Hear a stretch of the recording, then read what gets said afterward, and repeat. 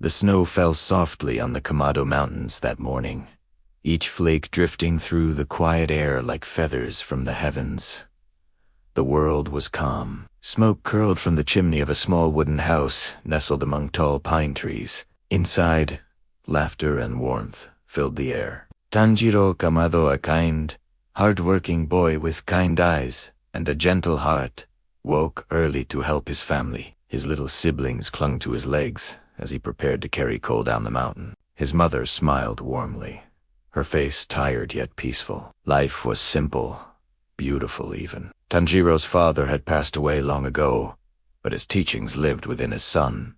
Be kind, protect others, never forget to smile, even when life is cruel. Tanjiro carried those words like a charm against the cold. That morning, he promised his mother he'd return before sunset. He slung the basket of coal over his back and began the long journey down the icy trail. Snow crunched beneath his feet as he greeted villagers, fixed broken pots, and helped others along the way. Everyone loved Tanjiro. He was the boy who smiled through the snow. But as dusk fell, a storm began to brew. By the time he reached the bottom of the mountain, the wind howled fiercely. An old man named Saburo stopped him and warned, "Don't go back tonight. Demons wander when the sun sleeps." Tanjiro laughed softly. "Demons?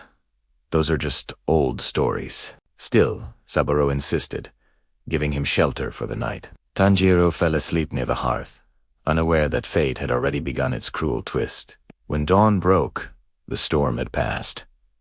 The sky was clear, the snow glittering like diamonds. Tanjiro thanked the old man and hurried home, his heart light. But when he reached the clearing, the air changed. There was no smoke from the chimney, no laughter, no voices, only silence. Tanjiro dropped his basket and ran. The smell hit him first, iron, thick and metallic. Blood. He stumbled through the door and froze. His family, his mother, his brothers, his sisters, all lay still, lifeless, their bodies torn apart. The snow around them was red. His breath caught in his throat. No. No. Please.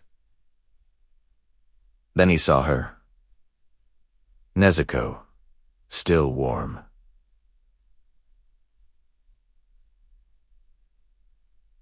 Still breathing. Her small hand twitched as he called her name. Hope flared within him. He lifted her gently into his arms and ran down the mountain, his tears freezing against his cheeks. "Hold on, Nezuko. Don't die, please." But as he stumbled through the woods, Nezuko began to move, her breathing heavy, her body trembling. Her fingers dug into his arm with inhuman strength. When he looked down, her eyes had changed blood red. Pupils slit like a predator's. "Nezuko," he whispered. "Se roareth." Her teeth lengthened. Her nails turned to claws. She lunged at him, knocking him into the snow. Tanjiro's world shattered. He tried to hold her back, tears streaming down his face. "It's me." "It's Tanjiro." Just then, a blur of motion sliced through the storm, a sword flashing silver. A man appeared, his haori fluttering like wings. He moved with deadly grace, pinning Nezuko to the ground. "Get away from that demon," I sighed coldly. Tanjiro begged him to stop. "She's my sister. She hasn't killed anyone. Please." But the man's eyes were hard. "Demon or not, she's a threat." Tanjiro fell to his knees. "Then kill me first." The man hesitated just for a moment. That pause saved Nezuko's life. The stranger's name was Jutomioka, a demon slayer. He had seen countless demons, their eyes filled with hunger and hate. But when Nezuko turned to protect her brother, when she shielded him from Jua's sword instead of attacking, even he was stunned. "Impossible," he muttered. A demon protecting a human. That moment changed everything. Ju lowered his blade and told Tanjiro to seek out a man named Sakanji. "If you truly wish to save your sister," he said, "go to the mountain covered in wisteria. There you will find the path to strength." Then, just as silently as he had appeared, Ju vanished into the snow. Tanjiro carried Nezuko through the forest once more. The mountain seemed endless, each step heavier than the last. But he didn't stop. His sister's hand rested against his chest, and even in her demonic state, he could feel her warmth. When they reached Urokodaki's mountain, the old man was waiting wearing a long Tengu mask and a cloak that smelled of pine and rain. "I've been expecting you," Urokodaki said. Tomioka sent word. He tested Tanjiro's will, attacking him with traps and sudden ambushes. "If you can't survive this mountain," he said, "you can't survive the demons." Tanjiro's body ached. His legs shook, but he pushed forward, climbing cliffs, avoiding traps, finding his way through fog and fear. When he finally reached the summit, the old man smiled behind his mask. "You have heart," he said. "That's rarer than skill." From that day on, Tanjiro began his training to become a demon slayer. Days turned into weeks. Urokodaki taught him how to swing a sword, how to breathe in rhythm with the world around him. "Breath is life," he said. "Master it, and you master yourself." Tanjiro learned total concentration breathing, sharpening his senses until even the flutter of a moth seemed loud. He trained from dawn till dusk, cutting through boulders, leaping over rivers, enduring endless trials. And each night, he'd sit beside Nezuko's box, speaking softly to her sleeping form. "I'll find a way to make you human again," he promised, "no matter what it takes." When Urokodaki finally believed Tanjiro was ready, he pointed to a massive boulder. "Cut it into a side simply. Do that, and you may attend the final selection."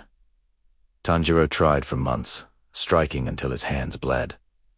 The blade refused to cut. He began to lose hope, until one night, two figures appeared from the mist. A boy and a girl, Sabito and Makemo, wearing fox masks, gentle smiles on their faces. They trained him, corrected his stance, scolded his mistakes. Sabito fought him daily, faster than wind, stronger than iron. Then one night, as the moon shone bright, Sabito charged. Tanjiro moved instinctively, breathing deeply, flowing like water.